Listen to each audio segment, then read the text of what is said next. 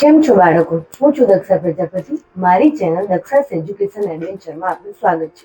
બાળકો, આપણે ધોરણ 10નું ગણિત જોઈ રહ્યા છીએ. એમાં પહેલું ચેપ્ટર વાસ્તવિક સંખ્યાઓનું આપણે સ્વાધ્યાય 1.1 ઉદાહરણો અને ઇન્ટ્રોડક્શન જોઈ ગયા છે. હવે આજે આપણે સ્વાધ્યાય 2 પર જોઈ રહ્યા છીએ. તો એના માટે આપણે પહેલા પ્રમેય 1.2 અને પ્રમેય 1.3 જરૂરી છે. તો જરૂરથી બાળકો મારી ચેનલને તમે સબસ્ક્રાઇબ અને લાઈક કરજો. તેમજ શેર કરવાનું ભૂલશો નહીં. ચાલો બાળકો, આપણે જોઈએ છીએ વાસ્તવિક સંખ્યાઓ. પ્રમેય 1.2 શું કહે છે? પ્રમેય 1.2 ધારો કે p એક અવિભાજ્ય સંખ્યા છે. ધન પૂર્ણાંક a માટે એનો વર્ગ જો p વડે વિભાજ્ય હોય તો એ પણ p વડે વિભાજ્ય હોય છે. p એક અવિભાજ્ય સંખ્યા છે. ધારો કે આપણે લઈ શકીએ કે p બરાબર 2, 2, 3 જે લઈ તે બધી અવિભાજ્ય સંખ્યાઓ છે. હવે ધન પૂર્ણાંક a માટે a બરાબર જો આપણે સપોઝ 4 લઈએ છીએ, જો એ 4 એ માટે એનો વર્ગ જો p વડે વિભાજ્ય હોય, આનો એનો વર્ગ બરાબર શું થશે? અહીંયા 4 નો વર્ગ થશે, 4 ચોક 16. જો એનો વર્ગ એ p વડે વિભાજ્ય છે તો 2 વડે વિભાજ્ય થશે, 2 અઠામ 16. તો એ પણ p વડે વિભાજ્ય છે. એ એટલે શું આવ્યું? 4. 4 પણ p વડે વિભાજ્ય છે, 2 દુ 4 થશે. માટે આ પ્રમેયની સાબિતી છે કે જો p એક અવિભાજ્ય સંખ્યા છે અને ધન પૂર્ણાંક a માટે એનો વર્ગ જો p વડે વિભાજ્ય હોય તો એ પણ p વડે વિભાજ્ય છે. આગળ આપણે પ્રમેય 1.3 પર જઈશું. બાળકો, પ્રમેય 1.3 શું કહે છે જોઈએ. √2 એ અસમય છે. મોસ્ટ આઈએમપી છે, વારંવાર બોર્ડમાં આ પ્રશ્ન પૂછાય છે. તો પ્રમેય આપણે જોઈએ છે 1.3. √2 એ અસમય છે. તો આપણે જોઈએ. ચાલો પહેલા આપણે આનાથી ઉલટું કરવાનું છે. શું કરીશું? ધારો કે √2 સમય સંખ્યા છે.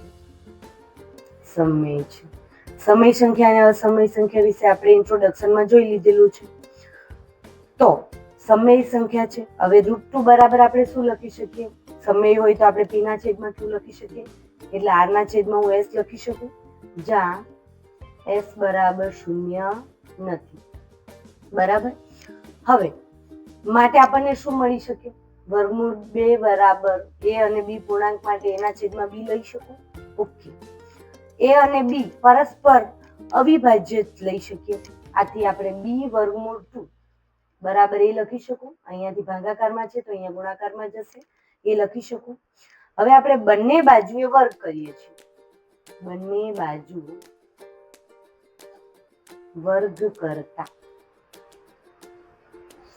શું મળશે? બંને બાજુ વર્ગ કરતા 2b નો વર્ગ બરાબર a નો વર્ગ. કઈ રીતે થયું? વર્ગમૂળ 2 વર્ગમૂળ 2 વર્ગમૂળ 2 નો વર્ગ થયો તો શું થયું? આખાનો વર્ગ ને આનો વર્ગ. વર્ગમૂળ 2 નો વર્ગ 2 અને b નો વર્ગ અને a નો વર્ગ.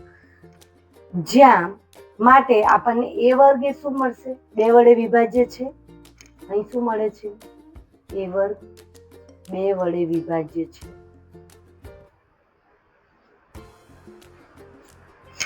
માટે આપણે કોઈ પૂર્ણાંક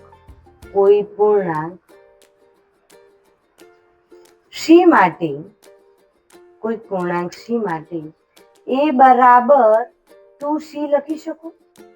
કોઈ પૂર્ણાંક c હોય તો અહીંયા આપણે a બરાબર 2c લખી શકું.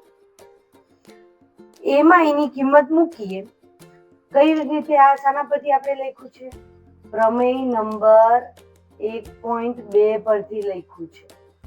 શું છે પ્રમેય નંબર 1? કે જો એ p વડે વિભાજ્ય હોય, એટલે કે a b વડે વિભાજ્ય છે તો એનો વર્ગ પણ b વડે વિભાજ્ય છે. એટલે એ પરથી મેં લખ્યું કે a બરાબર 2c. હવે આપણે એની કિંમત મૂકીએ છીએ. તો શું છે આપણી પાસે? 2b નો વર્ગ અને a નો વર્ગ. એમાં કિંમત મૂકતા શું થશે? 2b નો વર્ગ બરાબર 2c નો વર્ગ. માટે શું લખી શકું? 2b નો વર્ગ બરાબર 4c નો વર્ગ. આવું લખી શકું. માટે b વર્ગ બરાબર 2c નો વર્ગ થાય. આ 2 છેદમાં જશે. b નો વર્ગ બરાબર 4c નો વર્ગ છેદમાં 2. માટે b નો વર્ગ બરાબર 2c નો વર્ગ આવું લખી શકું. માટે દેખાય છે કે b નો વર્ગ એ પણ 2 વડે વિભાજ્ય છે કે અહીંયા 2 આથી b પણ 2 વડે વિભાજ્ય છે. 2 વડે વિભાજ્ય છે. ફરીથી પ્રમેય નંબર 1.2 મુજબ શું છે?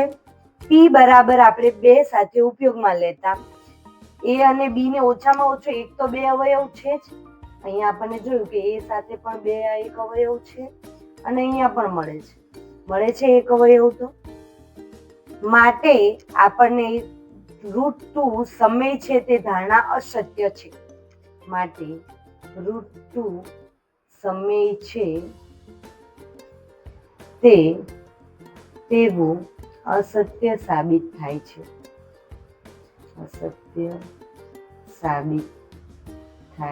છે. માટે આપણે કહી શકીએ કે √2 કેવી સંખ્યા છે? અસમય સંખ્યા છે. આ રીતે બાળકો આ પ્રમેય છે. તમે એને જરાક તમે લાગે તો તમને સ્ક્રીનશોટ પાડી લેવો અને આ રીતનું લખશો, કેમ કે હવે આપણે 1.2 માં બધા દાખલાઓ આ રીતે જ જોવાના છે. એટલે સ્ક્રીનશોટ પાડી લેવો. અને હા બાળકો, હજુ ના ખબર પડી હોય તો મને કોમેન્ટ કરીને જણાવજો. આપણે મળીએ છીએ સ્વાધ્યાય 1.2 માં.